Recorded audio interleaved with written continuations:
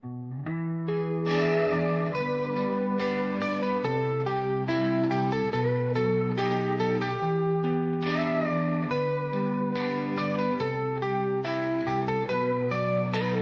walked the line, we bore the weight, from distant shores to heaven's gate. Now we sit down, voices clear, brothers and sisters gathered here. Stories scarred, but hearts still bold.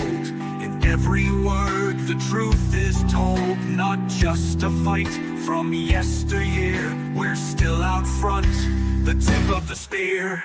Tip of the spear, we lead the way, holding the line where shadows stay.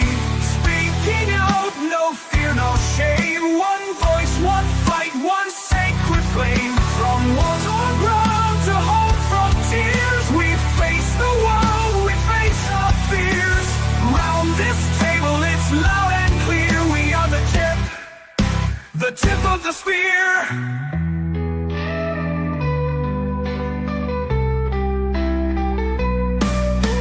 Talking battles they don't see, PTSD and victory. How to heal and how to rise when the war comes home and wears disguise. Global tides and local pain, the mission shifts but we remain. Not forgotten, not alone, we carve new truth from steel and stone. Tip of the spear, we lead the way, holding the line where shadows stay. Speaking out, no fear, no shame. One voice, one fight, one sacred flame. From war-torn ground to home frontiers, we face the world, we face our fears. Round this table, it's loud and clear. We are the tip of the spear. This is for the ones still lost, the quiet ones who paid the cost. For every vet still finding light, we bring your name into the fight.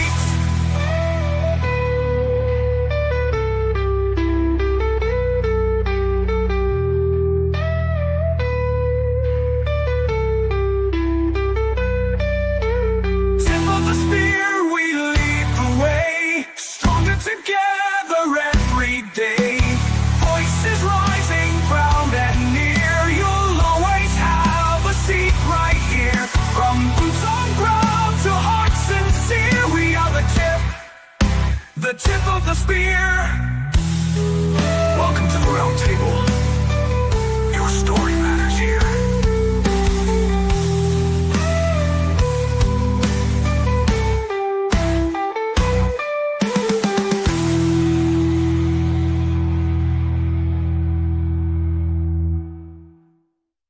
Your story matters here.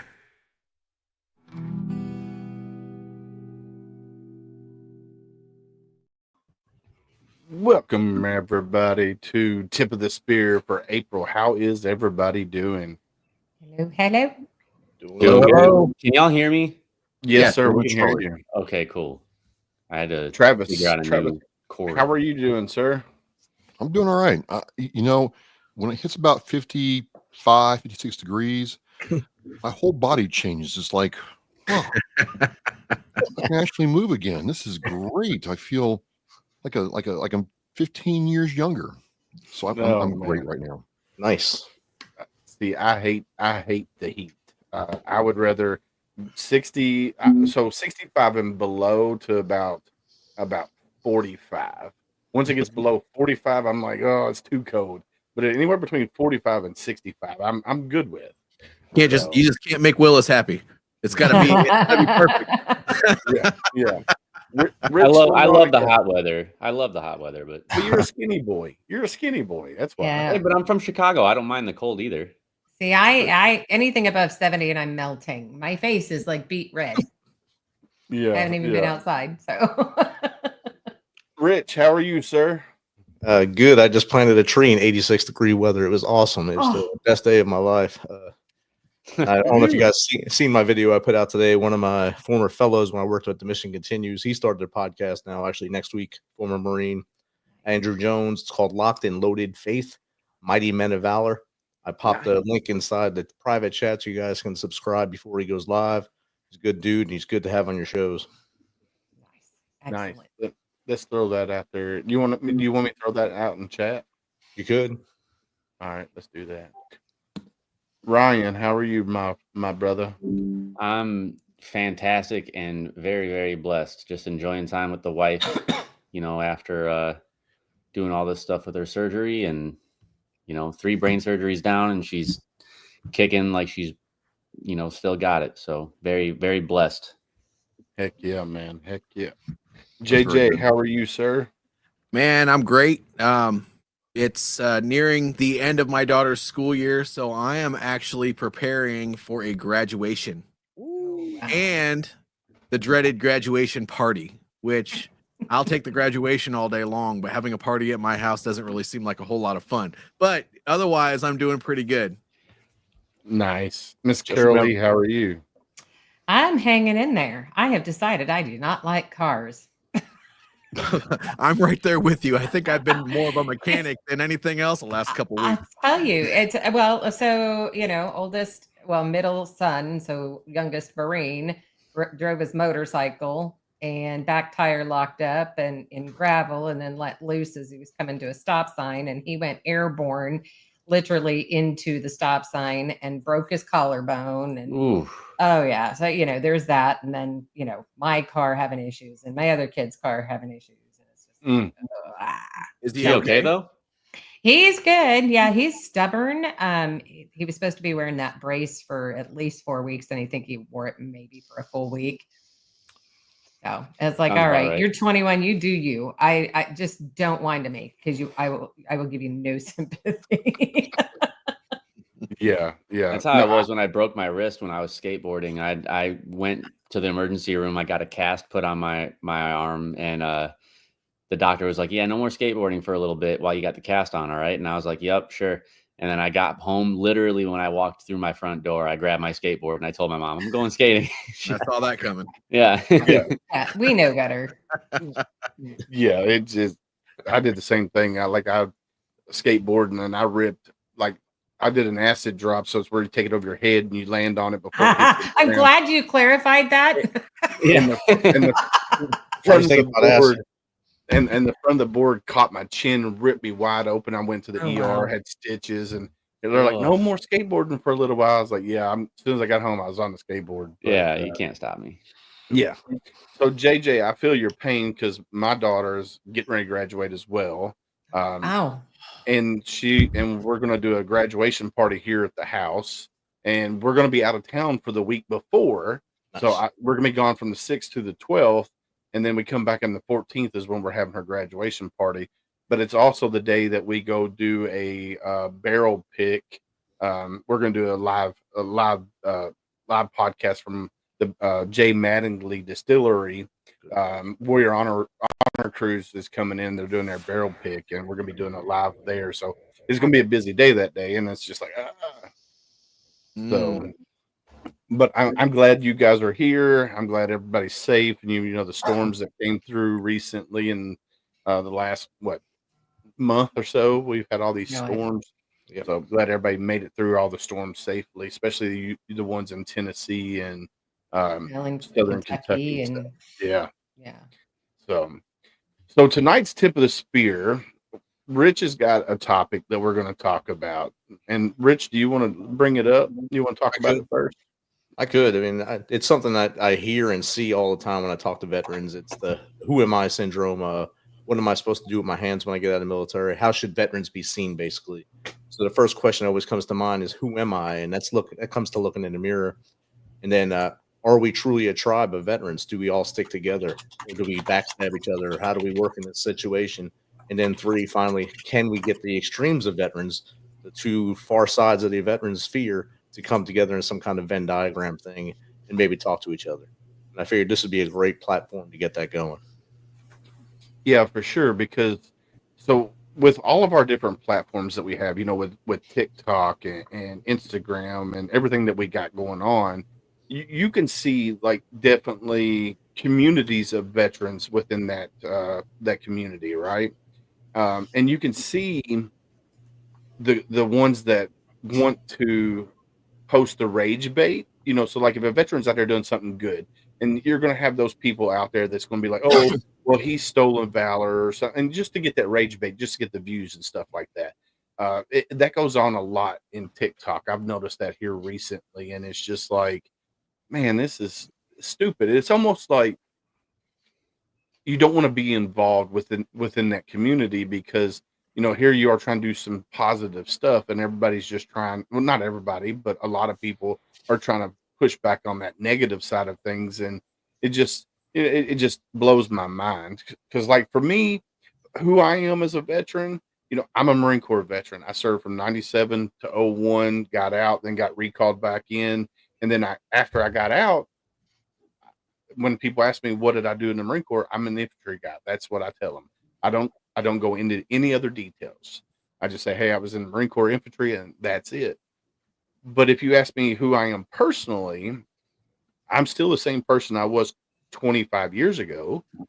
I'm just modified it to now where I'm focusing on one veteran a day so they don't become part of that 22. And I'm gonna throw the quotes up there. And that's who I want people to see me for me, because I'm not, if you do me dirty, if you treat me wrong, you ain't getting a second chance. Come at me straight, be honest with me, and we're fine. But as soon as you cross that line and you break that trust, it's over. I'm not going to have anything else to do with you. I mean, I feel like that happens no matter what social media platform you really go on. To be honest, it's just, and it sucks, that's the reality now. But I mean, negativity gets views, right? And stupid stuff gets views, and arguments and bickering back and forth and all this crazy, it all gets views, and it gets people to go viral, and their videos get more comments and likes, and it's just it at this point it doesn't matter. And it's I'm a Marine Corps veteran also, but I'm a hip hop artist as well. So in the music industry, it's the same way. Like, something controversial that makes no sense whatsoever. Like take what Kanye West is doing right now.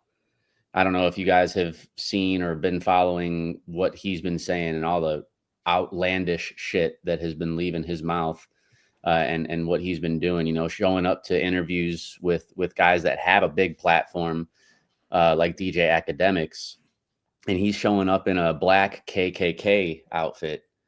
And, now he's talking about how his new single Cousins was about how he was going down on his male cousin until he was 14. And now he's running with all this, but he's saying such crazy stuff. But you see that, and you see the views it gets, and you see the engagement it gets, and the comments it gets.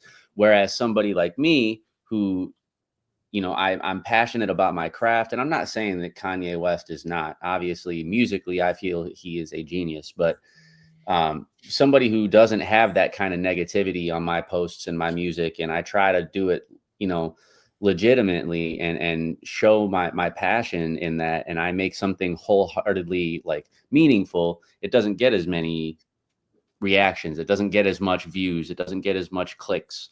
So really, it's just the way that social media is now, and I'm kind of glad that I've stepped away from it for a little bit and kind of cleansed, minus the updating with what was going on with my wife, to let family and friends that are outside of my general vicinity know what's going on, who wanted to keep up. Because honestly, if I didn't do that, then I would have gotten 500 phone calls a day. So instead of that, I just posted on Facebook so all these people could be updated at the same time. But I took a break from it for the most part, man. And it's been great because I don't feel the need to say something negative to that person who tried to clap at me on something that I said before, or, something I posted, like a video of mine that I posted, like a clip of me performing live on stage. And then somebody immediately responds with, "Oh, you sound like Eminem."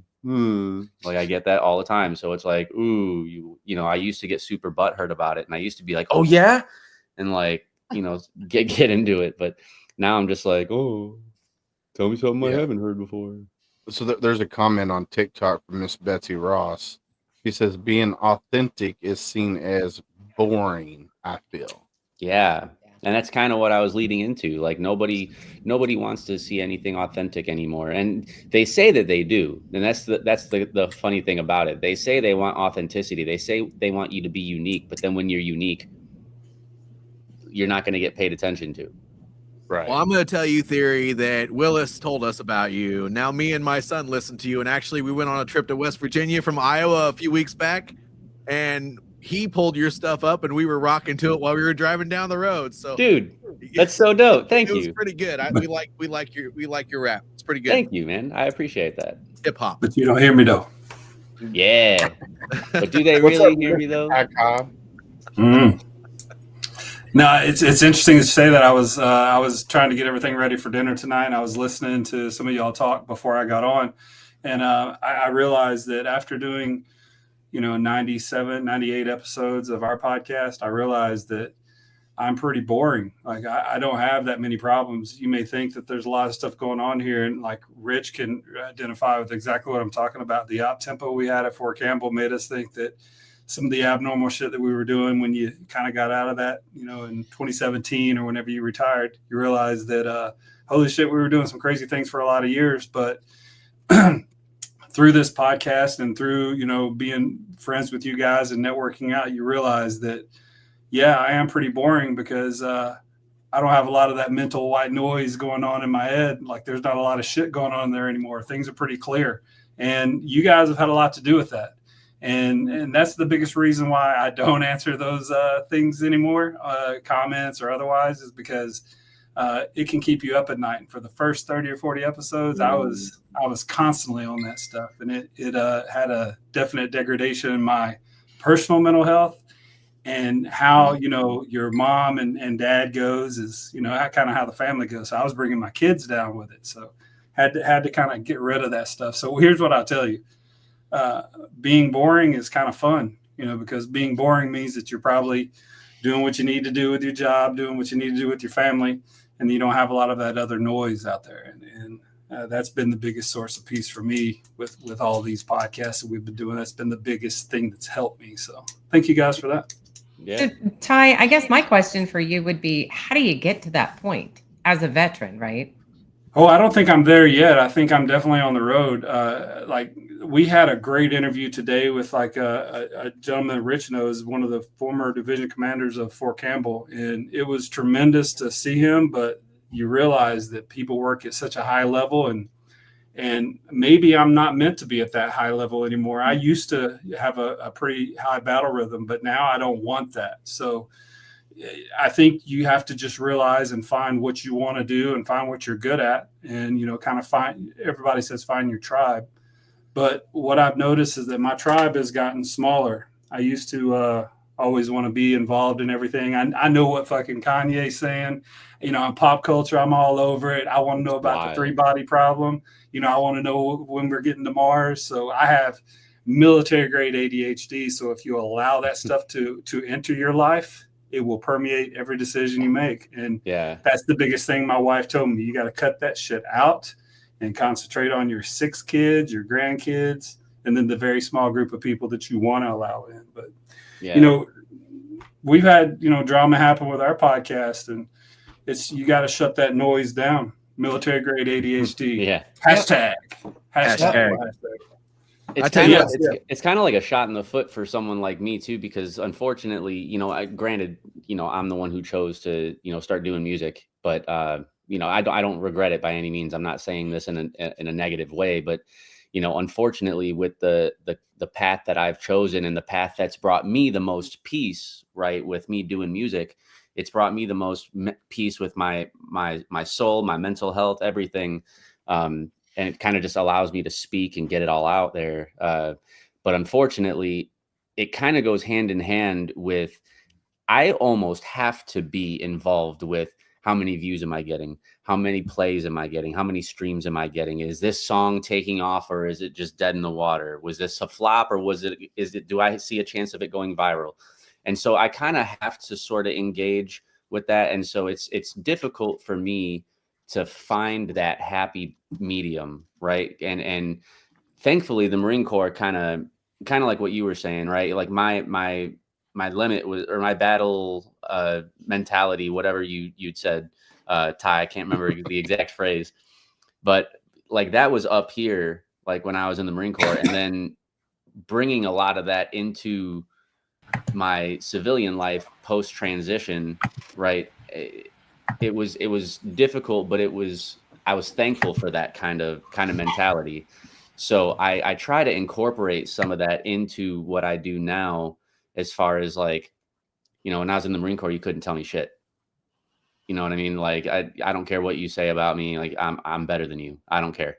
And it was just that mentality. So I kind of try to like not sound so conceited, but like I'm confident, right? So, but it's those comments, like you said, you know, you take a look at some of those comments and some of those reels for the songs that you thought were going to go super hard and super viral, and this is going to be a TikTok trend, and you know, this, that, and the other. And then you're like, you see some of those comments, and you see some of those people who are, again, bringing that negativity to what you're trying to do, and it eats at you, man. Like, oh, I just put out this single, I worked on it for so long, or this album, and all of a sudden I look on Spotify for artists and I see the first 7 days of streaming and I see like 300 streams for the whole album or something like that. And I'm just like, oh, and you feel so deflated. Yeah, Miss Betsy Ross says she's the same way. She feels the same way because, like, when she released the book, you know, her book series, the Fight series, and you know, not getting the sales or not getting the feedback and stuff like that, it drives on you, especially if you're putting yourself out there artistically. Because I'm going to say artistically, because whether you're an author, whether you're a podcaster, whether you're a musician, whatever, that's all art. yeah. Art, yeah, it's all art, and it sucks. And you know, your song "Falling from Grace" says it best. If you don't go out there and you don't do your reels and your clips and your sound bites and stuff like that, then you're gonna trend down. You're not going to trend up. And or like if you see you don't get as many, you're like, oh, I suck, right? Yeah. Like it almost it starts to deflate your confidence. Yeah. And that's why, like, a lot of my friends are like, bro, you should try, like Berserk says it to me all the time, and he doesn't mean anything bad by this, but he's like, you should try something more edgy, like say the weird thing, right? Like what you're really thinking, like say something that's controversial. And I'm like, I do have my moments where I want to say something controversial, and I try to do it in kind of like a cryptic way, because unfortunately, another thing that's really sucky about this generation now with social media and everything is cancel culture is a very real thing. So like, you say one thing that you believe in your heart is true, and you got a mob of people that are ready to say Theory's canceled and nobody listened to him anymore. And, oh, I used to like you until you said this. And it's like, oh my God, now I just lost 100 people that listen to my music every day, you know, and it just sucks. So like, you kind of have to tread that lightly. But, you know, I guess I'm just scared to take that leap because Kanye does it and he wears a KKK outfit to a freaking interview on live, you know, social media, and I mean, granted, it's Kanye West and I'm fucking Theory. So it's like, you know, obviously there's a huge gap in like credibility in the industry. Right. But yeah, but on which way? Hold on. Let's get to the root of this problem. So you can never base anything that the man that I know as Theory does based on anything Kanye does, because Kanye is, of course, Kanye, and he is a musical genius, but you're a fucking U.S. Marine. So that stuff shouldn't enter into you. I understand that everything that we're doing is like personal. I get upset when people don't like what we put out on our podcast because I feel the same way. We're very center of the road. We don't say anything other than Our Hero. We don't say anything too controversial. But brother, like you should not be even letting that noise enter your brain to have you in the same echelon as anything Kanye, because you are a United States Marine and you're a hip hop artist. Yeah. You're already better to me than Kanye West, even though I have the Kanye West essentials here I'm gonna listen to, but I think you're a better person than Kanye West, because that motherfucker's living. He's living in a society, in a world. Yeah, he was a billionaire, dude. He could do whatever they wanted to. Yeah, it's so it's get it's that. crazy to me, and like that's one of the things that scares me the most is like also, you know, let's say one of my songs does decide to just randomly go viral one day and I blow up, right? And I'm offered sponsorships and I'm offered this and I'm offered that and record deals, and people are coming hitting my inbox about, let me fly you out to here and let me pay you this, and it's going to drive me nuts. And I feel like that level of fame that he's at, I feel like it really kind of over time took advantage of his mentality, and it just got to him. It drove him And crazy. yeah, it drove him nuts, and it drives a lot of people nuts. Like, you know, it like with the president of the United States, like you there's a reason why, you know, you see them younger in their beginning of the term, and then 4 to 8 years later, they got fucking wrinkles everywhere and gray hairs everywhere, and you're just like, well, no wonder you have the most stressful job. And it's kind of the same thing. Like there's so much that happens in that process. So like with David talking about comparing that to veterans, right? And like, how can we, or Rich, I'm sorry, how can we kind of find that middle ground as far as the veteran community?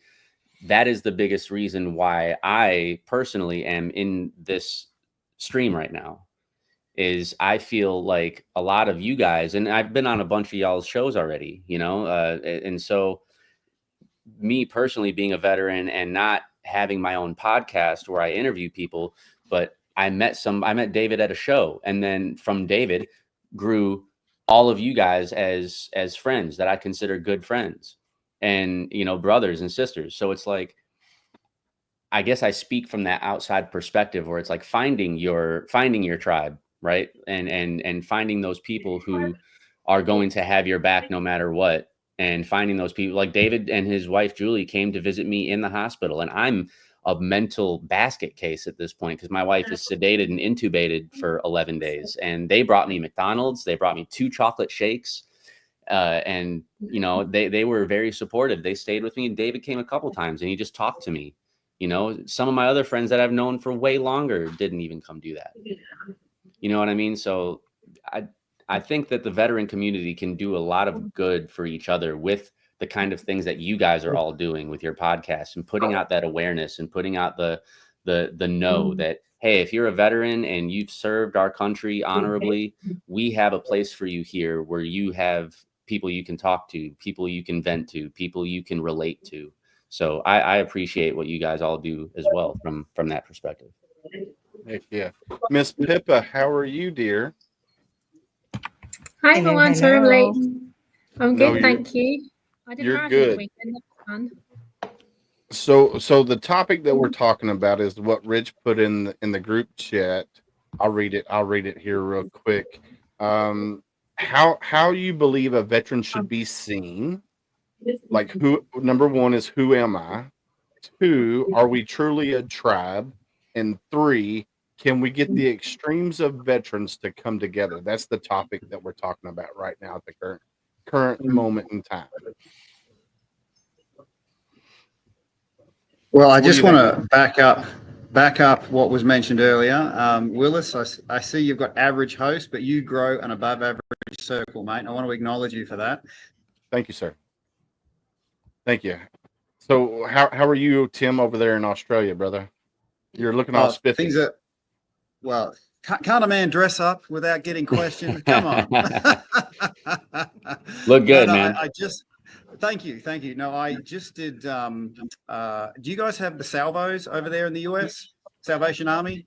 Yeah. Yeah. So we've just done a fundraising dinner for a breakfast, I should say. The sun is coming up here in Australia. A fundraising breakfast for the Salvo. So that's why I'm above averagely dressed right now. Nice. Nice. Yeah, usually I'm used to seeing you in your tank top and your, you know. All right. So, Miss Pippa, what do you think about the topic that we got tonight? What do you think? It's a really interesting one, really important, and I love what Theory was saying about, you know, the challenges of social media now and that council culture and getting judged. I think for me, it's a hard one, because just because you're a veteran doesn't mean you're going to get on with everyone else who's a veteran, right? Because we're all people, and we had that when we served. People we just didn't get on with, and like, I don't like everyone, and not everyone likes me. That's okay. That's how the world works. But I always think that as people who have gone through extraordinary experiences, that there is a bond that we can all relate to. And understanding, I guess, what happens when you go through those experiences as well, from, you know, the psychological, the physiological, you know, point of view, that is a shared experience that we're always going to have. And so it's finding, I guess, you said it really, finding the middle ground, isn't it, of supporting each other because, do you know what, it's the right thing to do, and we have that shared lived experience, but also not tolerating bad behaviors just because we've got a lived experience. Because we still have to be held accountable, and we held ourselves accountable when we served. We have to hold ourselves accountable even after we've finished serving. And service doesn't give you an excuse to be an absolute dickhead. Sometimes it gives you like a bit of a pass, or like on a bad night, but not as a way of living, you know. And it's trying to. And I think, again, having this community, like having this round table, having things like this, are the way to help navigate some of those challenges. Because when you're on your own, and again, theory, you're talking about when I joined, you know, the thoughts that go through your mind, we are so self-critical. We see our worst flaws. We see our every mistake as the biggest mistake in the world. When we come into a group like this, though, we can rationalize it. We can remind ourselves of we are more than the sum of our parts, and help each other to keep moving forward. And that for me is you know what this experience is about, and what being a veteran is about, is moving forward as a shared community, I guess. Yeah. So there's a Wiseman River on TikTok says, I think that it's just that people are people, but the groups that can relate and who cannot relate. I guess that's a good way of and toleration conducting with the ethos. So what I think he's meaning by that is, like, people are people, right? Everybody's going to have their own difference of opinion, and then you get these groups like us. We're a group of people. We're very like-minded, but we each have our own different political views. We each have our own religion views and stuff like that. But we can come together and create a community because we're very like-minded what we do. And then we can get heated. We can have a heated conversation. But guess what? As soon as that conversation is over, we're going back to being friends because we know who each other we are. You know, that's what I love about the community that we have built here within TikTok, or not TikTok, but within the podcast community that we've built. And then, you know, we brought in Mr. Tim Thomas, we brought in Pippa, and we brought in all these other people into it that are not here tonight, but eventually they'll be back. And it's crazy. And I think we could be a tribe, but it's all about, you know, being a tribe. And then it's like being a family. You know, you're going to get peed off at your brother, you're going to get peed off at your sister, your mom, your dad, whoever, but guess what? You still love them because they're your family. It's family that you choose. So it's better than getting peed on. True.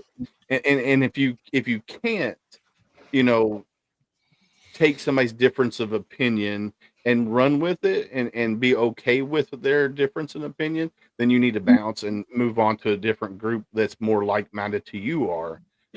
But I think if you have a strong core group, and then, you know, you got your core group, and then you expand, as long as your core group stays strong, then the community will work, your tribe will work. So, but that's the beautiful thing about it, is like, it's like a almost like an infectious thing, right? Like one person like this, let's say the 1, 2, 3, 4, 5, 6, 7, 8, 9 people on here right now have this as the main group. And then those 9 people have the people in the comments who are, you know, listening and watching. And then those people will share something to their, you know, world. And then those people are, it's just going to continue. It's going to continue to expand. And that's why that's how I ended up being part of this group as well. So it's like, in my mind, there's tens of thousands of other veterans that are probably in the same kind of boat and have the same mentalities that we have, and just need to know that we're here. Right. So to continue to grow as a platform for what you guys are doing is going to eventually, at some point, whether it catches on or not, you're still doing the legwork to get other veterans to recognize that there are people that they can, come to and be a part of that tribe. And I think that's the beautiful thing about it. Theory, I love what you're talking about there, because that's a metric that's not always measured on the spreadsheet. And, we all know millions of dollars get spent on veteran mental health, mental health in general, but I believe it's water off a duck's back if you don't break the isolation first. Yeah. Because the pain you're in, it doesn't matter if it's physical or emotional, it'll get to a certain duration or intensity where it transforms without even the person knowing it. It happened to me without me knowing it. It was just like I had continually 2 fingers up to the outside world, Mm-hmm. And it was everyone else's fault, right? But that was me being isolated. So they could have poured in all the resources they needed until you get the isolation broken. That's when people can crack open, the rocks around the heart dissolve. You can actually feel again. A lot of my addictions to substances was because I wanted to feel something, And so when I started my own sort of programs for veterans, we focused on 2 things, one of which you just spoke of there, breaking the isolation, and how does that happen? Do you need an expensive event, millions of dollars? No, people in this room, the experience that we've been given gives us the ability, the qualification to break the isolation of all the other veterans out there. Yeah. And I found it's as simple as someone else saying certain words that you haven't been able to say. And then when you hear someone else say those words, that the thing that you're always experiencing, it's really interesting. Most veterans do this. Watch. They go, their jaw kind of pops open, and then they say things like, fuck, I thought I was the only one. Yeah. Yeah. And that's the starting point. That is the absolute starting point. And this is what everyone can do for each other. This is the power we have, And it's like, it doesn't even, like you said, it doesn't have to be at some big, huge, extravagant event or spend a whole bunch of money. I mean, I met David Willis at a free hip hop show that I performed at for raising awareness on veteran suicide.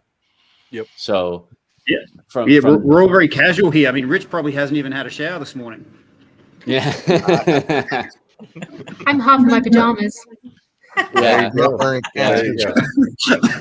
But just that just goes to show, like, you do something, even something that simple, right? Where and I don't even think we had more than 50 people that came to that show.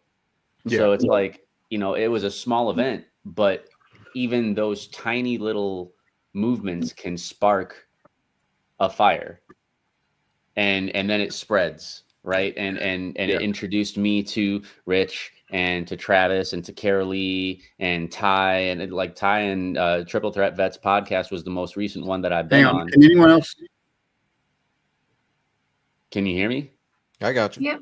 Okay. I got you. Sorry, I got you now. You Oh, no, just you're faded good, out you're for a good. second. Just time zones, Tim. Time zones. Yeah. No comms. No, that's his comms, no karma. bombs. That's his karma We're for 24 this, hours right? ahead of you, Rich, right? All right. I'll But give you the lottery yeah, number. like it's true, that thing spreads. And like I was saying, Ty and Matt and Al, those guys on Triple Threat Vets podcast was the last podcast that I was on. And just from that podcast, like, you wouldn't believe some of the engagement that I got from friends of mine who, like, there was a guy that I served with when I was in the Marine Corps. His name's Chris Springer, and he knows of you guys. And he was like, yo, you were on Triple Threat Vets podcast? I've been following them for a while, dude. Like, I didn't even know you were doing interviews like that. Let me do an interview with you. And, we got something set up. So it's like the smallest things. And the thing that I love about what I do with music is kind of like what Tim was saying, that veterans just like their jaw will drop and be like, I thought I was the only one. So it's like, that's why I try to put that kind of energy in my music, where it's like, you're not alone in feeling that way. You're not alone in having that really bad thought, because I was there at one point. And, that thought where today's going to be it. I'm done. I don't want to be here no more. And people are like, oh my God, like, this guy is literally saying right now and experiencing right now what I'm going through currently. And that song or that album or that line that I said might have resonated with somebody so much that it may have saved their life potentially. So I'm doing something through music, but as Ty was saying earlier, I'm a Marine. So it's like, first and foremost, that is the one thing that I'm most proud of in the world. So it's like, how can I use my gift doing music and making music and spreading awareness for certain issues? How can I do that and at the same time help the veteran community, which is falling from grace? That's kind of it. I tied that in with that. And I've gotten a ton of great feedback from it, and you'll never know who hears it and whose life you may save one day, or you never know who you might help. And if I help even one person from making a bad decision that day, then I consider myself blessed to be able to have done that. Travis, let's hear from the Godfather. Let's hear from Travis. About what? What would you like to know? Oh my God. About what? Our topic, man. What you been doing? Crocheting down there? No, I'm not crocheting actually. So I don't know much, but what I know in my heart and what I've experienced is, if you focus on what you can control, I can't control what someone thinks about my show, me as a person, how I sound, how I look. I've had people say, that was great. And some people say, you're just a fake. I can't control what they do. I have no purview or admittance to their lives to make them see my way. So the only person I can control is me and what I do, right? And so, and some of you have heard me say this before, I really believe two things. If you identify with your purpose, that is to say that if you understand what you're doing and the why behind it and lean into that, you will never be wrong. Some people may not like you. I don't care. Some people may love you. I really don't care. But at the end of the day, you can lay your head on the pillow and know that you achieved your purpose for that day and for that purpose, right? So that to me is first and foremost. The second thing is, if somebody is, and you can criticize, you can offer criticism like, hey man, you might want to check your gain on your mixer because you're coming in hot, or why don't you back off the profanity a little bit on your show? That's one thing. But if someone is trying to tear you down and chip at you and what you're doing because their lack of self-worth, or their wallowing in the pigpen of self-loathing mediocrity, that's their business. Surround yourself with people who believe in you. And you know what? You all kind of know this. The number of people that truly believe in you are very, very small compared to people who are going to hate on you. So it doesn't matter, what you do. It could be crocheting a blanket. It could be going down to the Legion and serving breakfast on a Saturday morning. It could be going to a hospital and playing guitar for the little old ladies there. It doesn't matter what it is. It doesn't matter, who is hearing it. As long as you're being authentic to yourself and trying to impact and make change for the right reason, you're going to feel fulfilled. You're going to have a purpose-filled life, and then other people in your area will resonate with you and come together. And you've got to treasure those people. So that's kind of like my 2 cents at the very high level Cliff Notes area. And I think that's why this group is so important, because people get a place to come together and feel bonded with each other. So that's kind of how I feel about that, David. Awesome. I think you hit the nail on the head with that one too. And yeah, I think you did too. Theory, you just put something in the chat there about finding your why. During my transition out, I thought it was a failure as my transition, my 365 days of not working, sitting home, drinking beer with my dogs. I read 2 books, What Color is Your Parachute, Richard Bowles, and Start With Why by Simon Sinek. Those 2 books offered me great advice. They offered me great insight on what to do with my hands after I got out. And then I read another book, Tribe, on Homecoming and Belonging by Sebastian Junger. That book there brought me back into Afghanistan and all the things I saw there as the tribal culture, and coming back to this world and seeing how we now as veterans, we are still tribal. If me and Ty go into a bar and we're Army guys, we're going to hang out together because we're Army guys automatically, especially 101st dudes. We're going to sit there and talk together. Willis Theory, too, are going to hug each other and eat crayons together and have a good time. Because the Marines, that's what you do. But we all can come together, because there's one other thing we all did. We all raised our right hand at MEPS. We all said we'll lay our life on the line for the dude to my right, the lady to my left, and we'll do it. So that tribe has to stay tight. It may not be the same tightness that you had when you were in a squad or a team, but you still have that cohesion like we have right here. And for you, Theory, as you going through your hip hop journey, your Venn diagram is awesome because you have veteran, Marine, hip hop in the center. Everything's going to swing and hit in the middle. Whatever's hitting in the middle, that's the people you want right there. Outliers, let them go. Your MPI, your main point of impact. Yeah. Yeah. And Travis kind of hit the nail on the head with that too, with, you know, God, I love I using can't military control- talk in a normal conversation. You feel like people look at you like you're a goddamn alien when you don't you have DPCU on the back of the MC quad? Yeah. I'm like, "Ah." I Sorry, I to just break had to that drop down that in so there. many times. But no, like you can't control what people think of you or what people say about you. You know, they might act, you know, real nice to your face and then go behind your back and talk the most trash to you. But something else that I heard that kind of reminded me of a saying in the music industry, especially, if you don't have haters, then you're doing it wrong, right? So if the thing that was a hard pill for me to swallow and kind of what got me in that mindset of, okay, now I can kind of step back out of this, I guess, mental panic that I had every time it didn't work out the way I wanted it to with a song or an album or whatever the case may be, and kind of just take a step back, is because people want to hate and drag you down because they're upset that you're doing something that they can't or refuse to do. So it's like, okay, I see this person having a great time, making good music. He's getting a lot of good feedback. I'm going to ruin that for him because I had a shitty day, or because I can't rap as good as you, or I'm not a Marine. You know, I didn't join the military and write a blank check to Uncle Sam saying I'm willing to lay my life down if I need to. Like, I didn't do all these things that this person did. So I'm going to bring him down to my level. Right. And that's an awful thing that happens, but it's very real. Right. Yeah. So kind of going along what Travis was saying with that mentality of just kind of, you have to step back and realize that if you're being talked about, whether it be positive or negative, because negative publicity is still good, is still publicity. Right. So it's like, if you're being talked about in a negative way, great. If you're being talked about in a positive way, great. Even better. Right. But you can't control it. So why get upset about it? So and it took me a while to get that. There's a few comments here on TikTok that I want to answer, but we also have a special guest waiting, and so we're going to bring him up in just 1 second. But Wiseman River says, learning to just let go and finding your peace, everything else will fall into place. So if we as veterans, we can learn just to let go and not focus on the negatives, but only focus on the positives.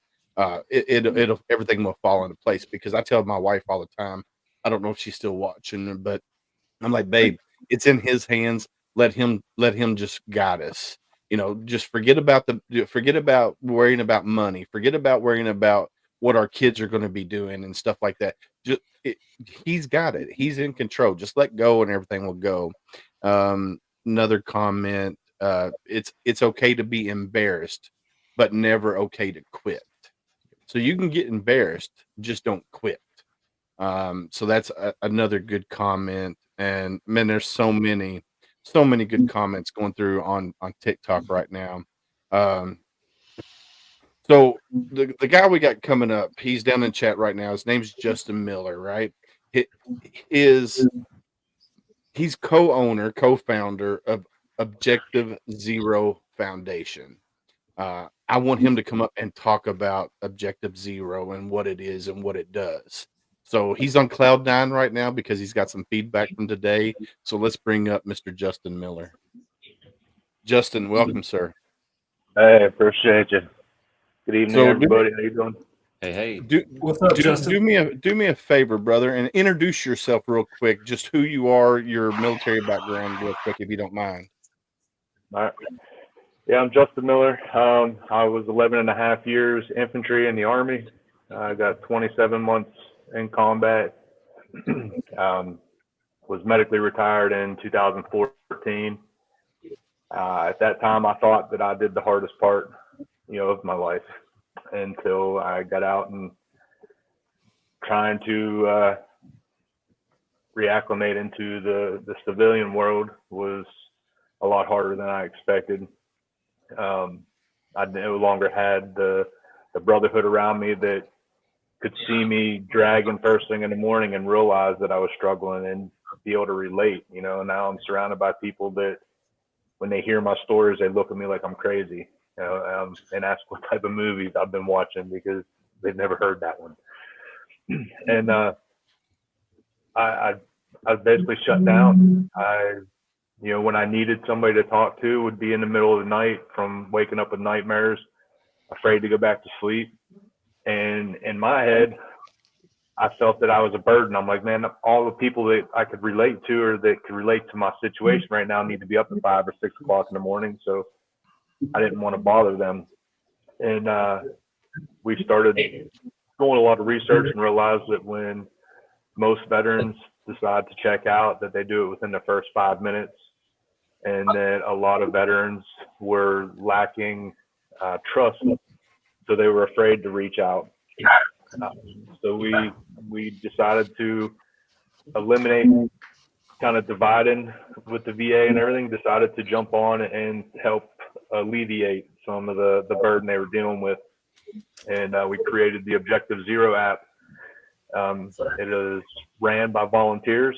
It's ran by veterans, service members, family members, people who actually give a shit, that aren't there for a paycheck, but they're there because they want to support us and they want to actually show their appreciation instead of just saying, hey, thank you for your service. The app allows instant and anonymous connection in a time of need by a touch of a button via voice, video, or text.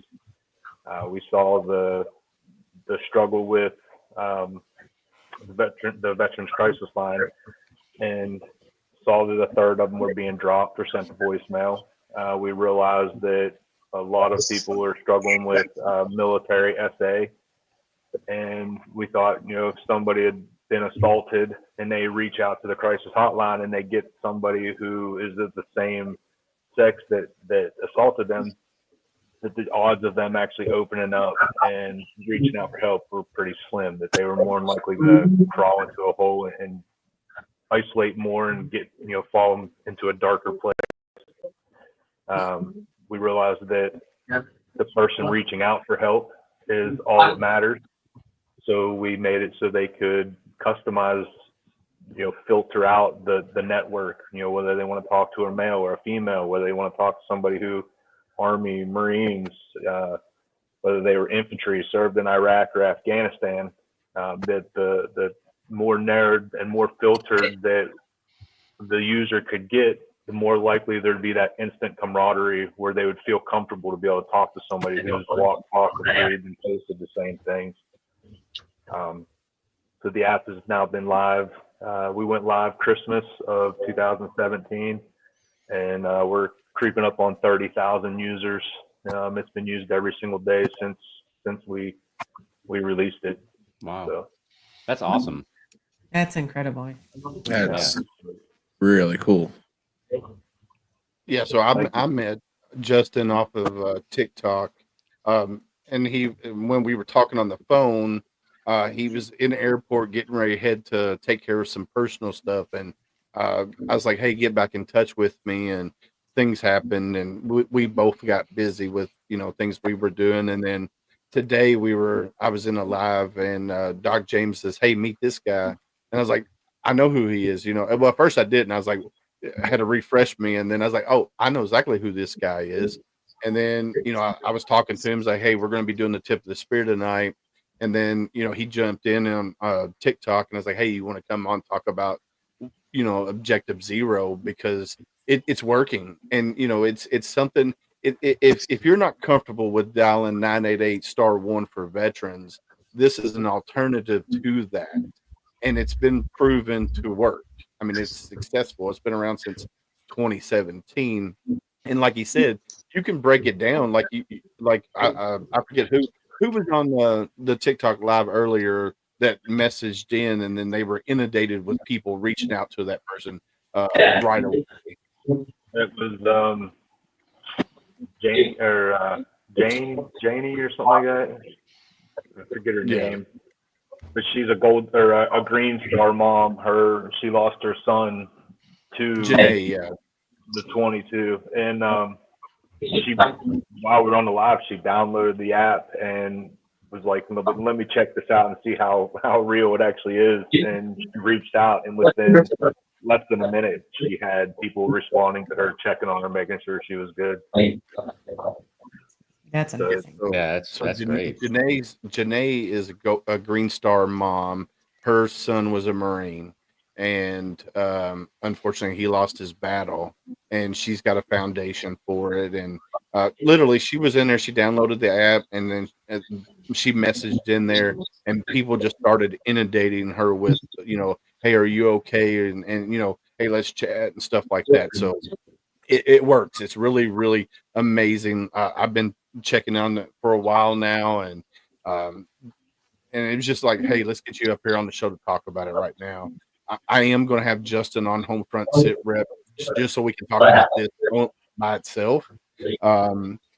So if you guys want to have Justin on your shows as well to come on and talk about the app as well, I'm sure Justin will be more than willing to come on and spread awareness for an app that works. It's something. See, Ty's got it right there. Look, let's make Ty. You want to go full screen so you can show that, Ty? Let me find you. Yeah, there you go. He's downloading it right now. So yeah, you can get it on Google Play or Apple. You can download it. It's Objective Zero on there. So go check it out. Or you can go to the website, which is scrolling across the bottom of the screen, which is objectivezero.org. So go check it out for sure. It's an excellent app. So Justin, let me ask you a question. So you've heard our topic that we've had tonight, right? So Yeah. What do you think about the topic, and what is your ideal on who you want to be seen as a veteran? Is there such thing as a tribe, and then can we bring all of the extreme veterans together? Because you got your veterans out there that don't want to have anything to do with any other veterans. Can we get all of them together? Can we bring everybody together, or is it just stay with our tribe and expand from there? I think that. Well, I think that we all have like our niche. We all have our little our tribe, like you're saying. Is it possible for all of us to come together? I think it has a lot to do where there's too many Indians, there are too many chiefs and not enough Indians. I believe that some of the leaders, The Indians do the work. Yeah, I think that we can bring some of the key people of each group together, and I think together as a whole we can definitely make a difference. But I always think that no matter what, you're gonna have your people that want to be in charge. They want to be the center of attention. That they're always going to feed off of the drama and not want everybody to achieve or to be successful. Like when we created Objective Zero, one of our biggest people that was causing problems was a veteran, and they was bashing us and telling people that we should be arrested for stealing people's money, that we should be ashamed of ourselves for taking advantage of the veteran community, saying that we're going to create something that if it could have been created, it would have been done years ago. And he was one of our own. Like I reached out to him and was like, man, what's the deal? Like, why are you not? Well, you guys think that you have the brains and the heart to be able to do this, but believe me, if it could have been done, there's been many people that have tried this prior to you. And you just got to realize that everybody has a different perspective. Everybody has a different vision. And the thing that made us so successful is the fact that we didn't have a brick and mortar. We didn't have bills. We didn't have to pay utilities or anything like that. And that's where most of previous attempts have failed at. But I definitely think that as a tribe in general, I think we can make a major difference. I just don't think that everybody has the right mentality, the right tact, and the right leadership skills to be able to coexist when it comes to certain people. Yeah, it's like somebody said, you just gotta let go of the negatives and move on with the positives, and not worry about it, because I know within the TikTok community for sure, there's a lot of negative, a lot of naysayers out there. You know, here I am, I'm on there just talking about my podcast and just bringing people in and talking, right? And then you got people come, oh, you're stolen valor, you're stolen this or whatever, and it's like, no, bro, I'm me, who I am. You know, I am a Marine Corps veteran. That's what I tell them. You know, and I got my DD-214 on my phone. So if anybody ever wants to see it, I can just pull it up, you know, and be like, here's my DD-214s. I got 2 of them. So, you know, it's just one of those things. You just gotta. The way I look at it, it's in his hands. The man upstairs, he's leading the way. If it's meant to be, it's meant to be. If it's not meant to be, then we'll figure something else out. But I can tell you right now, with the people that I've surrounded myself with Theory, Rich, Ty, Pippa, JJ, Travis, Carol Lee, Tim, Tab, and all the rest of them that come on the tip of the spear, you know, we're all very like-minded. And I know if I step out of line, Theory's going to drive to my house. He's going to beat me over the head with a frying pan, or Rich, or Ty, or JJ, any one of these guys. If I step out of line, they're going to say, hey, you stepped out of line, you're wrong. And the way I look at it, as long as I stay true to who I am and be humble, then that's where it needs to stay. I don't need to do anything other than that. So, JJ, you've been quiet. I am being quiet. You know, I don't want to interrupt anybody else, and everyone has a lot of really, really good things to say. And I think this whole idea of us being a tribe it's important for us to put our best selves out there and allow the ones that are ready to come forward and try to put a message out there to where the ones that are not comfortable yet to come forward and become part of this tribe. You know, eventually maybe they will, maybe they won't, but if we're letting them know that it's a safe place, that you know, we're just trying to be better together, that I hope they do. And as far as the social media thing, I think that it's rough. I agree with that 110%. I don't know if I always like going out there and putting my business out in a lot of these panels that are going on TikTok. But I do like these panels that when you put them together, Willis, on here, I think that the tip of the spear, we have a lot of very important conversations, and I'm glad to see that it's growing and that there are a lot of people that are interested in it, because I do think we could have more togetherness. I do think as a military community, a veteran community, we are already a tribe. I don't think that any of us here, especially, or most veterans, when somebody else says, I'm struggling, I do not think we'll look at them and say, take a hike. I don't want anything to do with you. I think we're going to try to do what we can to help them out. Yeah. Miss Carol Lee, you've been awful quiet tonight, my friend. I've just been listening, and you know, for my channel, I get people veterans that'll say they don't, you know, they've never been to combat, and they really don't think that they have any kind of a story to tell because they can't compare with those people who have been. And, you know, I have to remind them that, one, everybody has a story. It's, you know, that's up to them how they want to tell it. But two, the majority, I mean, what is it? Only 18% have ever been to combat? You know, so come on now. And that they're just as vital, their story to hear, you know, is just as important as somebody who has been deployed overseas somewhere in the middle of combat. So it's just a matter of getting them to really believe that they're a part of that whole veteran community, because I think a lot of times they don't believe that they are, simply for the fact that they did not, you know, see combat. Yeah. And I mean, honestly, with the way that, you know, a lot of us, you know, I can't speak for every branch. I can only assume for other branches this is how it was. But for the Marine Corps, I know that, you know, suck it up is kind of like a thing that's instilled in you, like from boot camp, right? Like, oh, your tooth hurts, oh, suck it up. Oh, your head hurts, suck it up. Here's some Motrin, drink some water.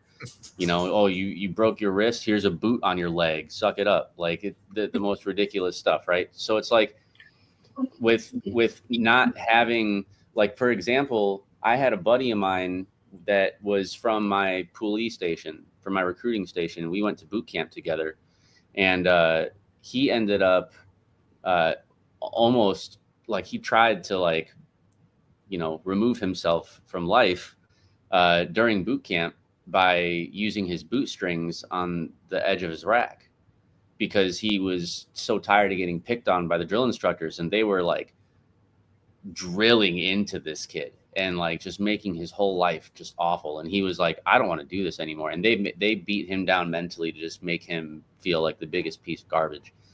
And he really started to believe it. So when we had first heard about that and experienced it, because we ended up seeing him not in the squad bay anymore. So we were like, you know, what happened to this guy?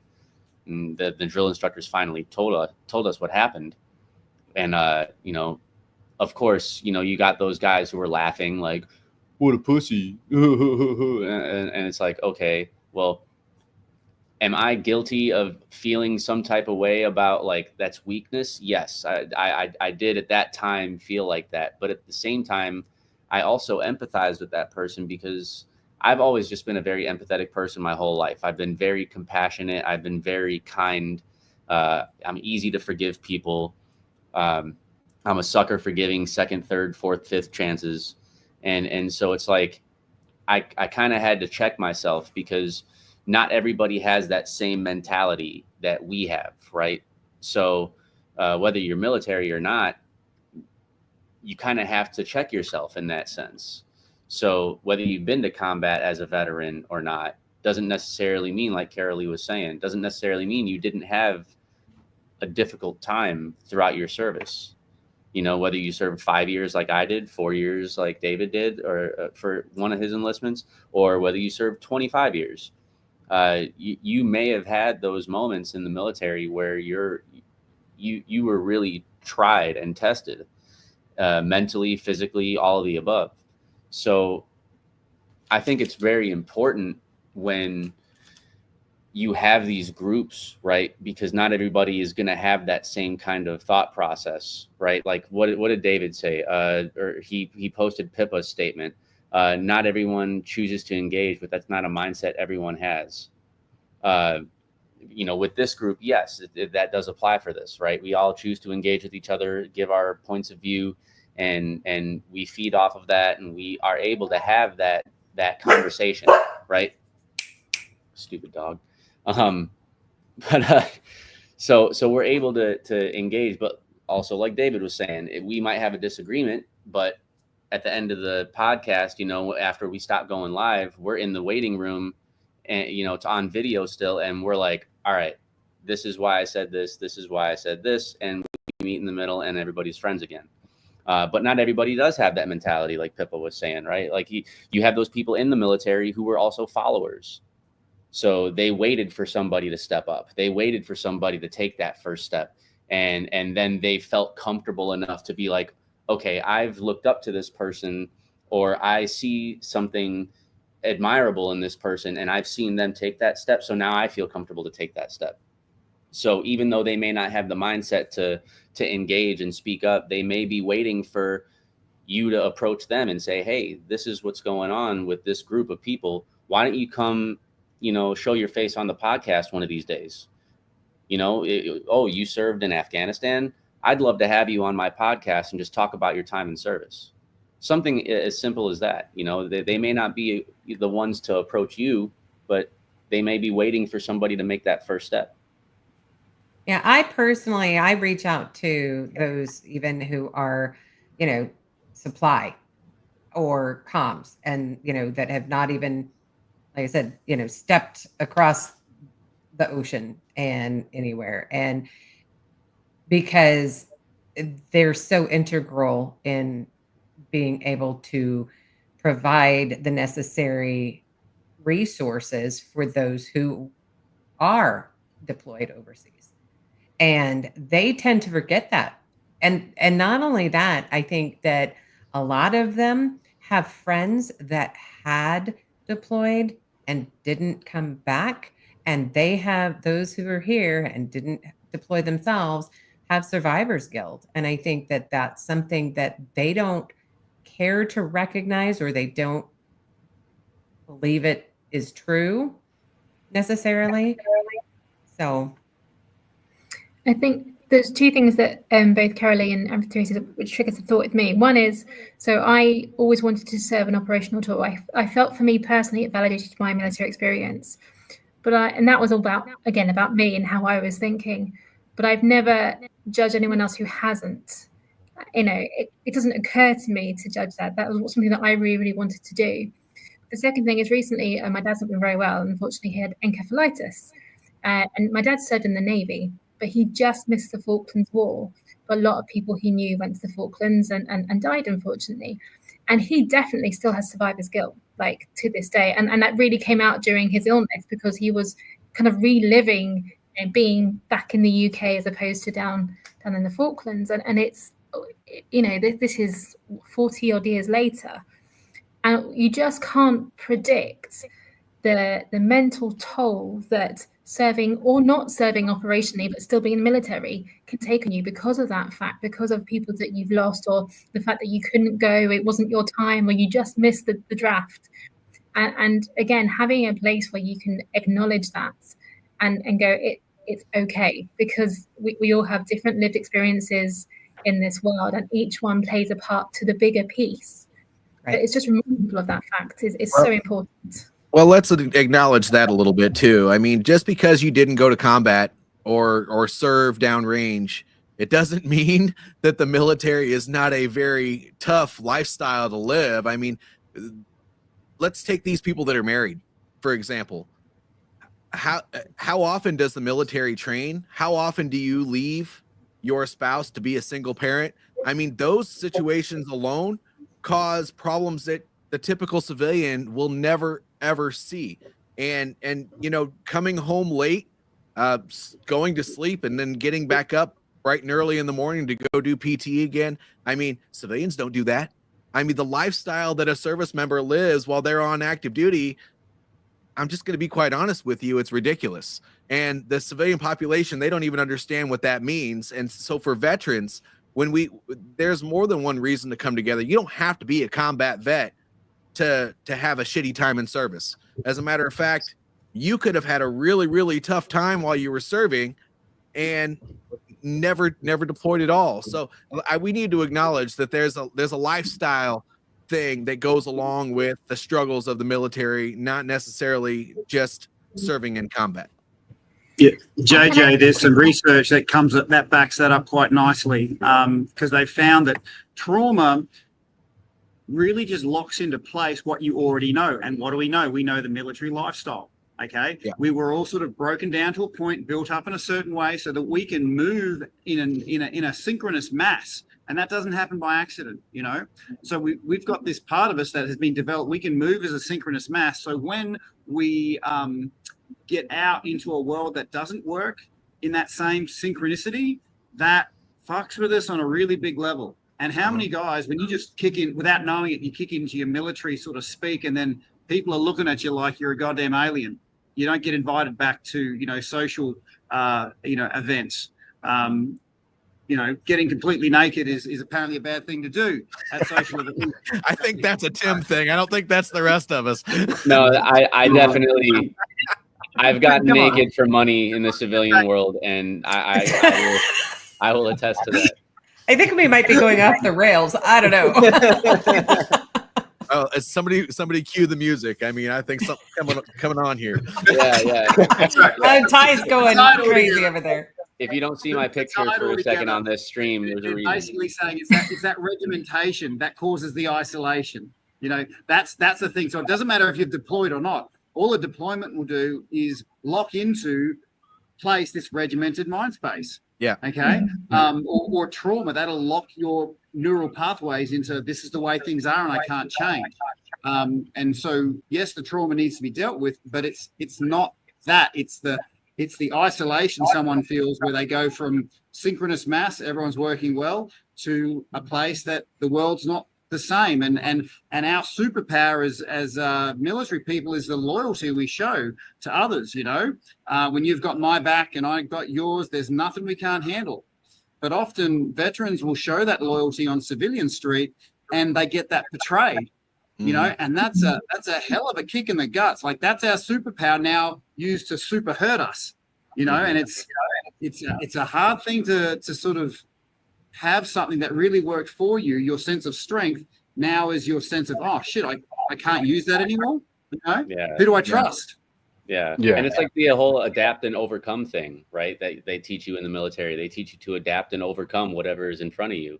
And you know, that can also be used negatively against you because there's so many different things that happen in life that you have to adapt to that might be foreign to you. And that can mess with your mentality, that can mess with your mental health. And like with PTSD, like people associate, I see it so many times that, you know, people associate PTSD with, oh, he's seen some shit. Like he must have shot somebody on a deployment because he's a Marine. Right. So like the civilians, you know, they don't understand. Right.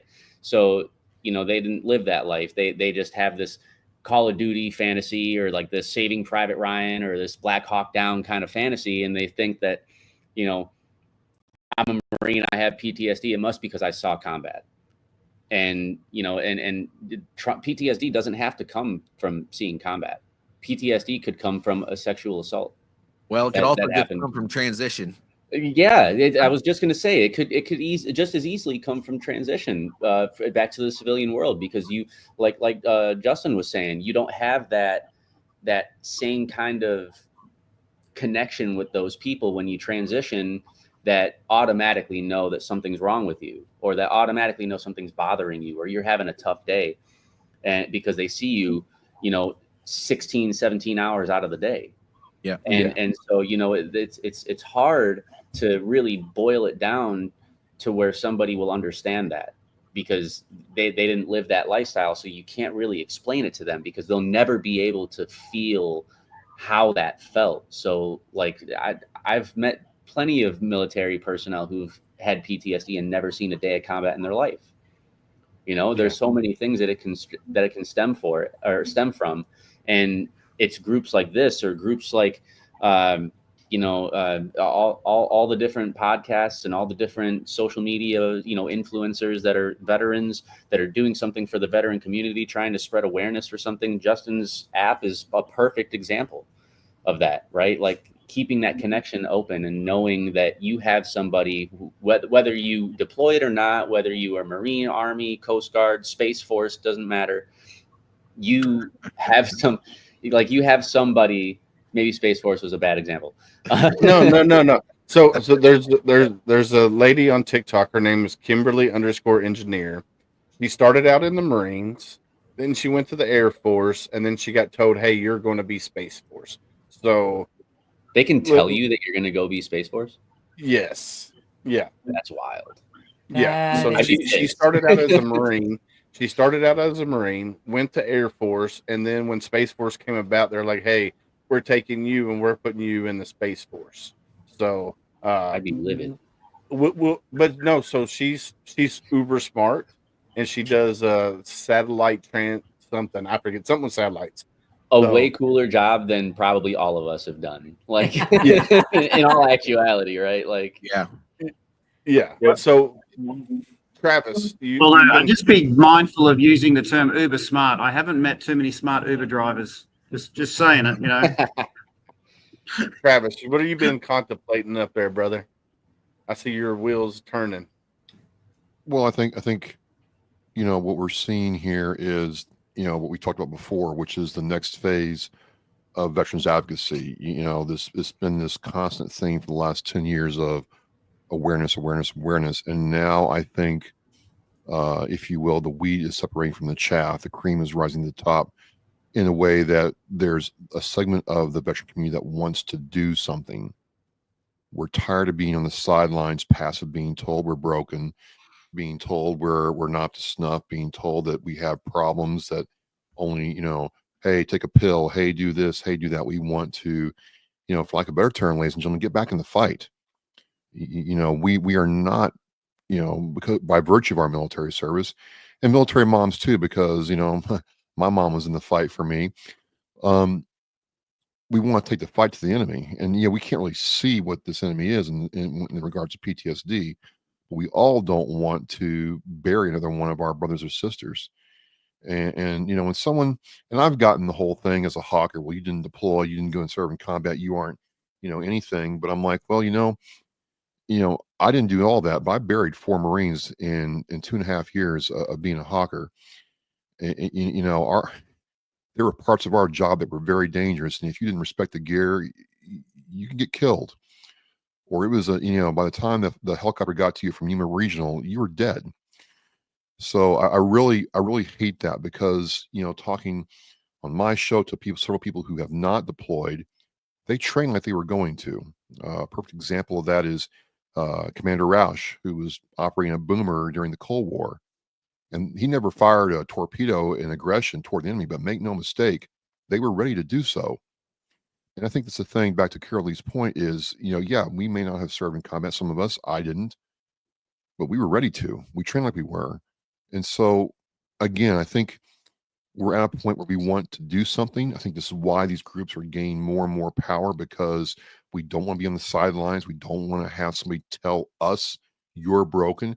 No, mofo. We're not broken. We might have some battle damage for sure, but we can still be in this fight, and we're coming for you. And I think if we embrace that power within ourselves, we will get the change that we want. Well put. Well said, Morgan Freeman. I love it. I love it. Well, and let's take that to the next level too.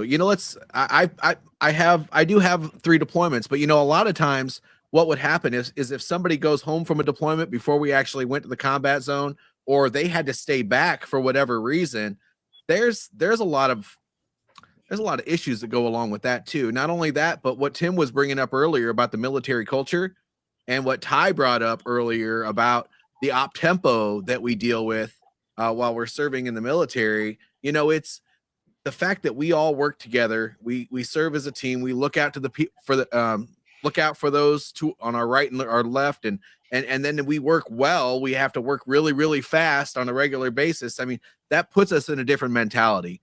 So don't ever discount somebody for not having combat service. And don't discount somebody for having a different type of combat service than the combat service that you had, because your experience is not their experience, and their experience is not the next person's experience.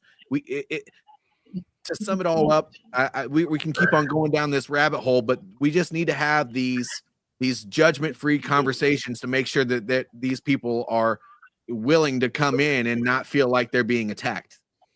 Yeah, I would agree with you. And, there's a lot of okay, so my first 4 years, right, were before 9/11. My PTS, a lot of my PTS stems from my deployment to Haiti.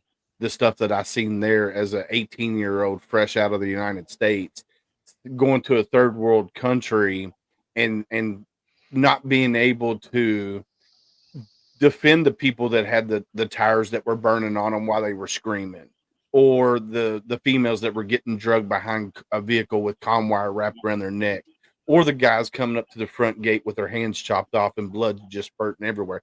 We couldn't do anything. We were told, don't interfere. That's their culture. You can't interfere. Right. I get out right before 9/11 happened. 9/11 happens. I'm infantry. Guess what? I'm going back. So I'm going back, and I served until 2004, and that survivor's guilt of, hey, my brothers that I served with the first 4 years that went over, that didn't come home. That's immensely, it just amplified. So survivor's guilt, whether you served in the military, didn't deploy to a combat zone, your brothers and sisters that didn't come home, or you go over there and you leave before the stuff hits the fan. Yes, the survivor's guilt is friggin' crazy. So don't judge people because of their service. Judge them by what they did while they were in the service. Yes, we all signed our name on that dotted line. Pippa did in the UK, Tim did in Australia. You know, rest of us was here in America. We all signed our name on that line to serve our country. And we have to be better as humans to not judge people. Yes, we all judge. Everybody judges.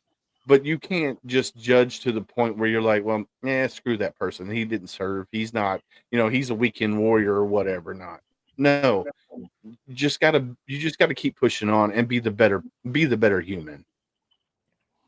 I feel like you got to set the example, right? Like and as the top 2%, that people in the military are, nobody really kind of understands the courage that it really takes, no matter what your job is in the military, the courage that it takes to take your oath of enlistment and, move away from your family. Like I know when I left to boot camp, I was 22 and I had never been away from home for a holiday before in my life. And my family is very, very, very, very tight knit.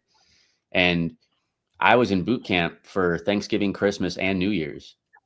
And it was my first time away from home at 22. And I was really distraught by that. Like that really kind of messed with me, instead of, being at home with my family, drinking hot cocoa and opening presents and having this loving kind of environment, I'm getting screamed at by a, 220-pound dude in a Smokey Bear hat. And it's not fun for me. Right. So,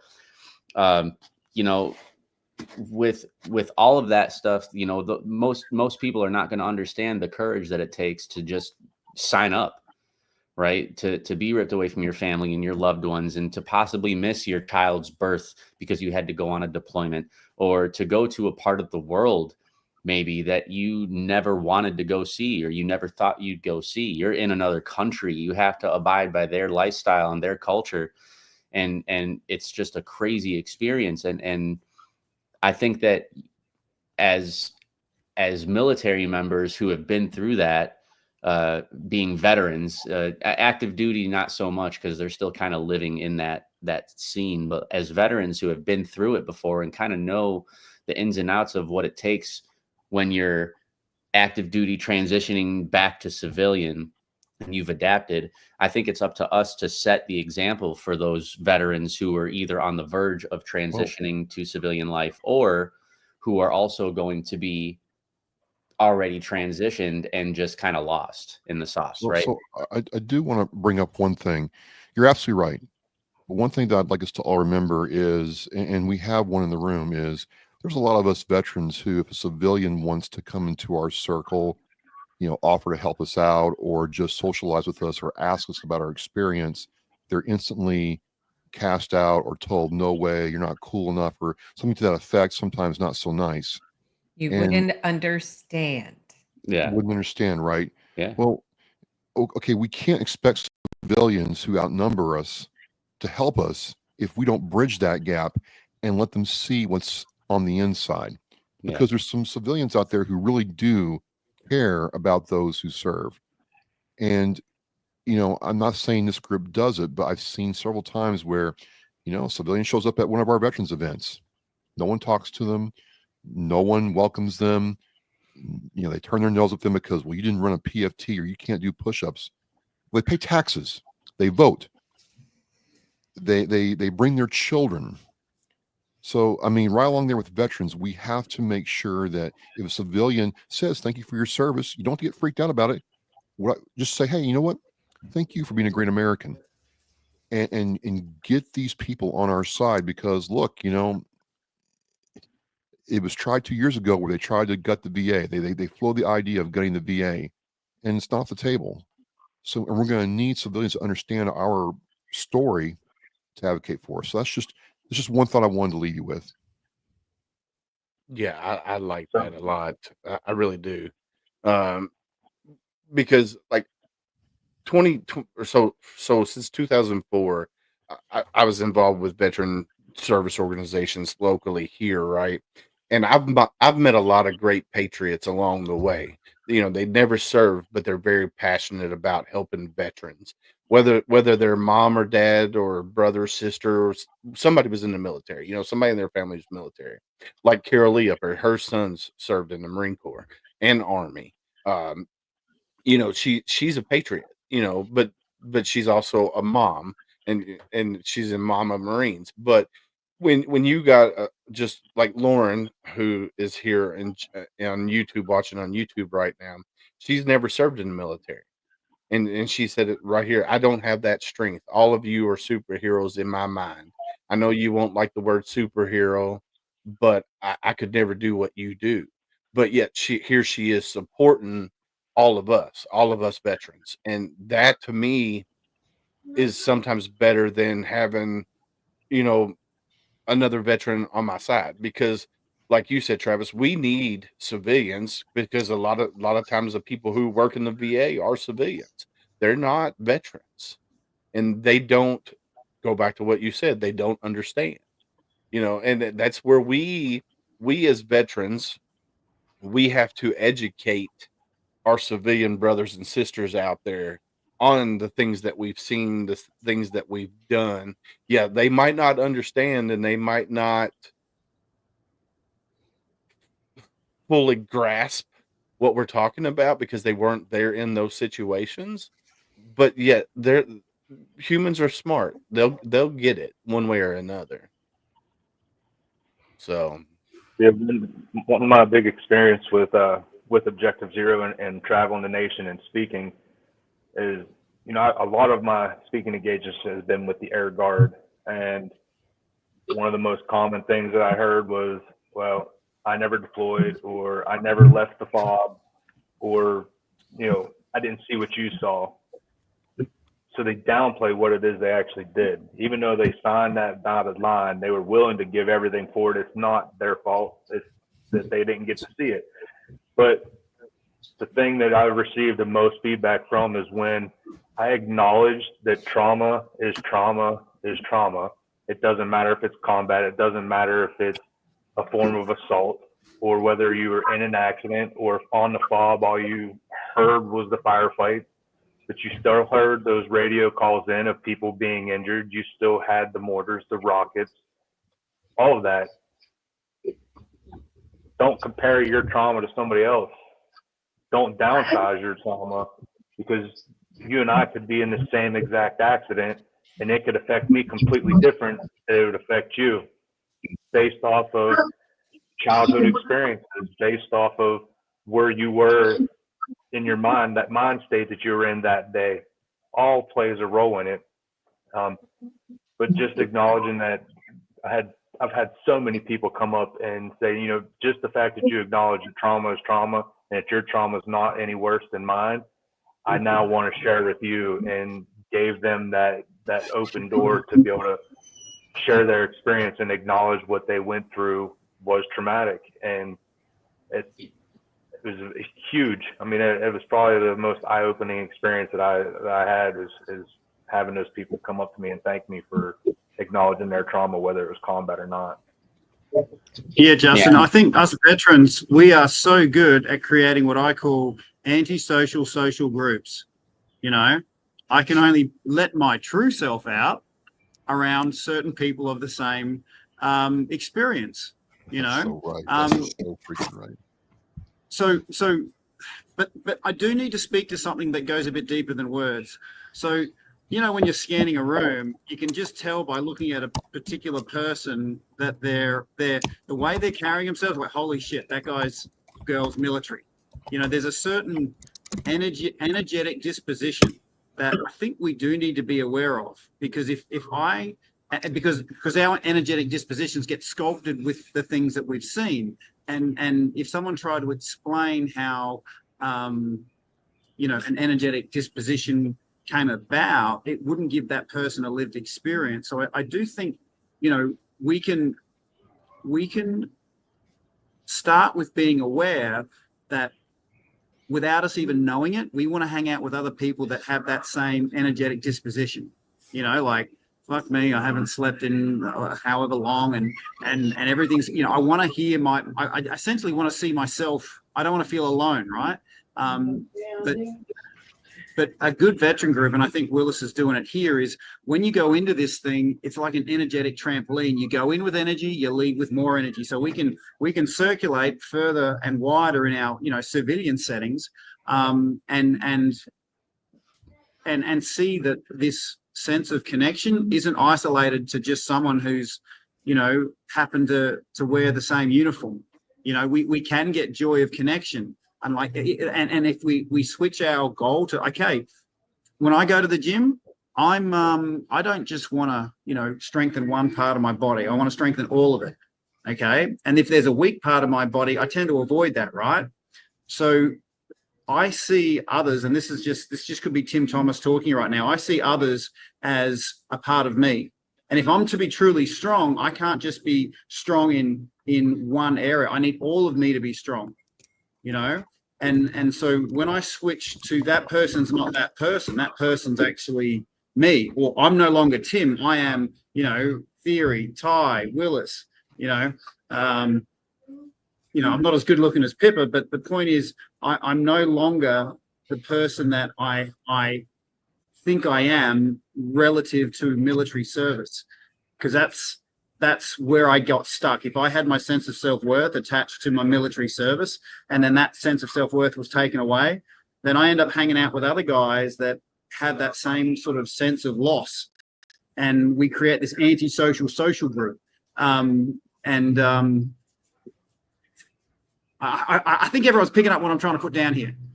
Yeah, for sure. And it's kind of what I meant when I was diving into like setting the example as veterans, right?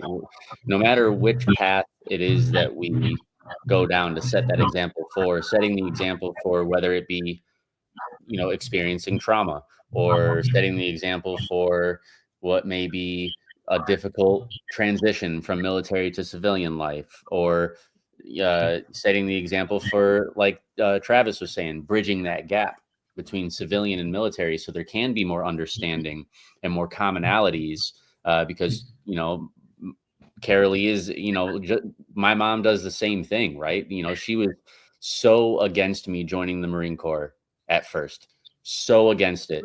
You know, she told me any branch except the Marine Corps, and I did the exact opposite of what she said. So if she told you to join the Marine Corps, you would have joined the Coast Guard. No. Could you see Theory in the Coast Guard? No, absolutely not. No, but I will say this though.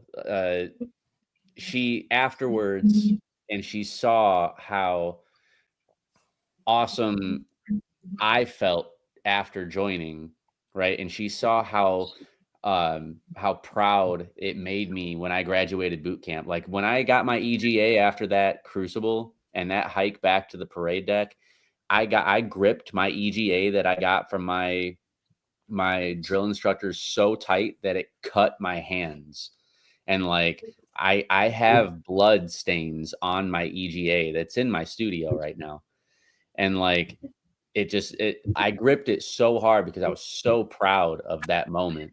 And she saw that, and it was like an incredible, like she came to my boot camp graduation with my stepdad and my stepdad's sister and her daughter, and everybody saw that pride in how I carried myself, and just seeing a completely different kid, you know, than the one that I left to boot camp as. And after that, she decided she was more happy for me to have found that pride and that sense of belonging in the Marine Corps, and she supported everything. So, you know, I'm not saying, Carolee, that you were against what your sons were doing. I know that I'm pretty sure we've talked about that before. We did. Yeah. So, you know, I know that that's not the same for every mom. You know, obviously you don't want your kids as a mother or father to go into harm's way. And obviously joining the United States Marine Corps, where we're first in, last out, it's kind of one of those things where it's almost part of the job description, right?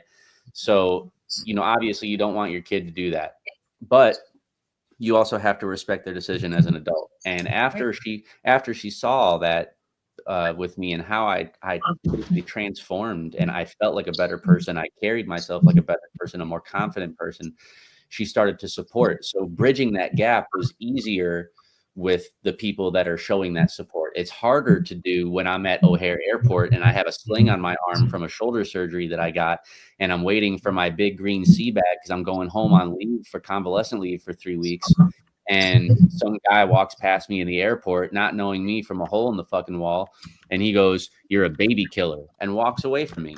He doesn't know anything about me. He knows that I was obviously in the military because I had a high and tight and I had a big green sea bag and I had a shoulder sling. So he probably thought that I was injured in combat in the combat zone. And I probably ended up, you know, unaliving a baby, like all these rumors are all said. So it's like, I was flabbergasted by that. And I was so angry by that statement. Like I wanted to punch that dude so bad, but I obviously didn't because I knew A, I would have gotten in trouble with command, and B, I wanted to be the bigger person. Right. So right after that happened, there was a guy that came up to me and grabbed my sea bag and says, "Hey, thank you for your service. Don't listen to that guy. I heard what he said to you. Let me carry your bag out for you because you're obviously in a sling and I want to be able to help you.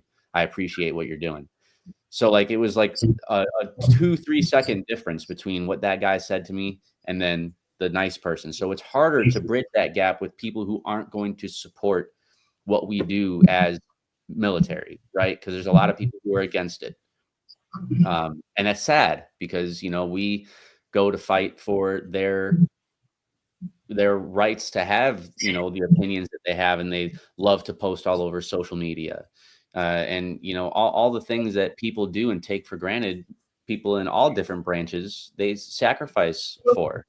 So it's easier to bridge that gap with people who are showing that support. It's harder to do it when people think that you're a waste of space. So TikTok is being janky at the present moment in time. We're probably going to lose the TikTok stream, just so people know out there. But it's about that time to wrap up anyway. We've been on here for almost 2 hours, but it's been great conversation. So I want to thank everybody in the TikTok chat right now. You guys are friggin' amazing. And everybody who's been here in the chat and all of the panelists that came on tonight. So let's go ahead and close it out real quick. Let's start with Mr. Justin because he's new. So this is what we're going to do, Justin. Just say. Did you tell him about the new guy initiation ceremony? No. Thank you, sir. May I have another? Just some parting words. Just some parting words, Justin. No, I appreciate you having me on. You know, parting words is it's going to take all of us to make a difference. Don't downplay anything that you've done. We all have a purpose in this world. We're all needed in this world. It takes every one of us to make it go around. So hold your head high, be proud of yourself, and be willing to reach out for help and be willing to listen. Ask somebody how their day is going. Heck yeah. And I appreciate you all having me on here. So hey, you're very, very welcome. I'm going to answer the email and get you on my podcast. So we'll definitely do that. All right, Miss Carol Lee, you're up. Well, I think everybody just needs to recognize you don't always know a veteran from a civilian in a grocery store, or, you know, unless they're, you know, wearing a hat or a jacket or a shirt or something along those lines. And it's really important to treat everybody with kindness because you just don't know who it is you're talking to. And sometimes that one word of kindness or little conversation means the most and helps people get through another day. Heck yeah. All right, Miss Pippa, you are up, dear. I think the thing to remember is that everyone's experience is unique to each person, but it's no less important. And so all you can do is be true to yourself, but try to maintain that kindness for other people as you go through your journey and bring them along with you as well. Heck yeah, I love it. All right, Mr. Tim, you're up, sir. Yeah, I lost battery. I scrounged, got some AC. I'm like, I want to be here for the last bit. Love being on here today with you guys. Some absolute gold fell out of everyone's mouths. We are blessed to have our isolation broken in spaces like this. But if I could offer the people listening right now something that's really worked for me, especially in the veteran space, is if there's a veteran feeling all alone, ask them this really simple question. How many others do you think are going through what you're going through right now? And give it a number. And then if it's 10, 20, 1,000, put those people left and right of you, because they're willing you on right now. Because if you can find a way forward for you, you're going to find a way forward for them. And it might take you a week, a year, a decade to make forward progress, but that's the amount of time you're going to save all those other people.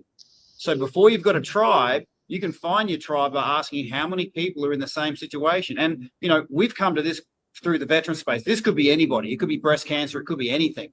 But ask yourself that question, put those people left and right of you, and know that they're willing you on. Because at some point in the future, those people that you possibly haven't met yet are going to say words like, we're so glad that back in 2025, you made those decisions, because that's helped us move forward.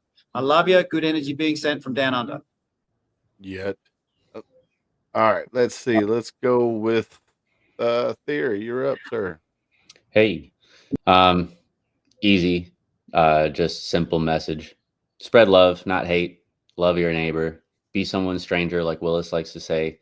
Ask that next difficult question, and just stay positive.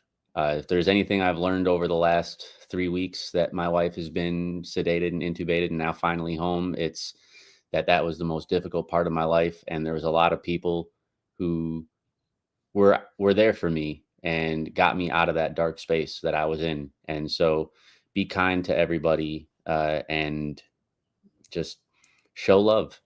That's all I got. I love it, brother. I love it. All right. So Theory took a little bit of my thunder. You are not alone. Listen, we all signed our name on that dotted line. We all have our own demons that we fight on a daily basis, right?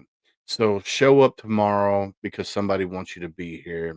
We love you and we care about you. Once again, he took my thunder. Be someone's stranger. What we mean by that is we as humans, we're more apt to talk to a complete stranger than the ones we love the most.